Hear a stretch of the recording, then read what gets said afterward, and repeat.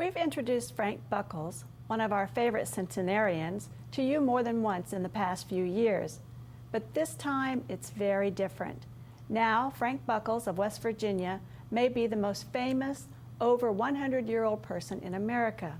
Mr. Buckles is the last known surviving doughboy. That's what they called the members of the U.S. Armed Forces who went to Europe to fight in what was supposed to be the war to end all wars, World War I, the Great War. And now the 107-year-old young former Army corporal is in great demand. Mr. Buckles, who also was a POW for 3 years as a civilian trapped in the Philippines during World War II, still lives on the family cattle farm near Charlestown, West Virginia. March the 5th was a long day for Mr. Buckles. First, he went to the White House for a private meeting in the Oval Office with President Bush, after which the Commander-in-Chief opened the doors for the media to record the historic visit. Then it was across the Potomac to the Pentagon, where Defense Secretary Robert Gates presided over the opening of the photographs by David DeJonge of the last 9 surviving World War I era veterans. Only Buckles and John Babcock remain.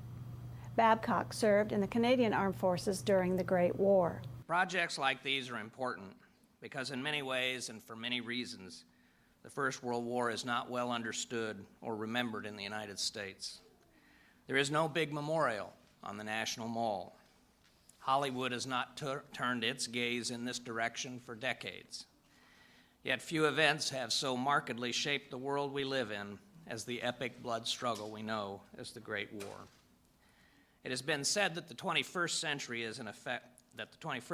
in effect began when a jetliner hit the World Trade Center's North Tower on September 11, 2001.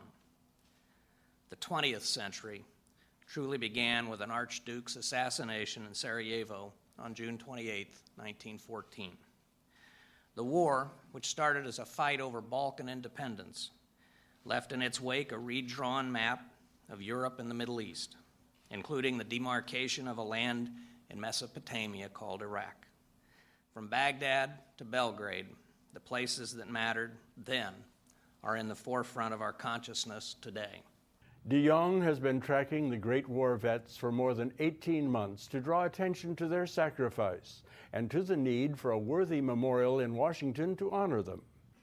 These icons were the last gatekeepers of the first-hand accounts of a war that formed the future of war.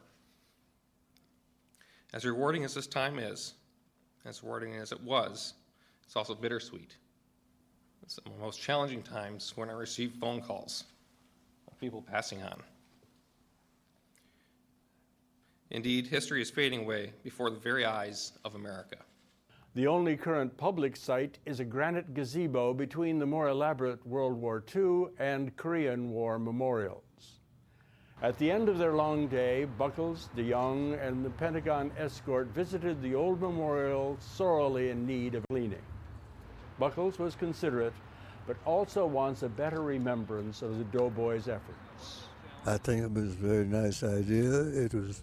I can read here that it was started to include the names of those who were local, but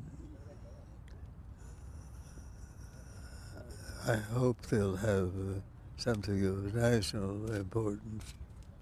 You can read more about Frank Buckles' long and interesting life at the VA, DOD, and White House web pages on the screen. And you can view David DeJonge's virtual reality exhibit of the last World War I veterans at www.dejongestudio.com.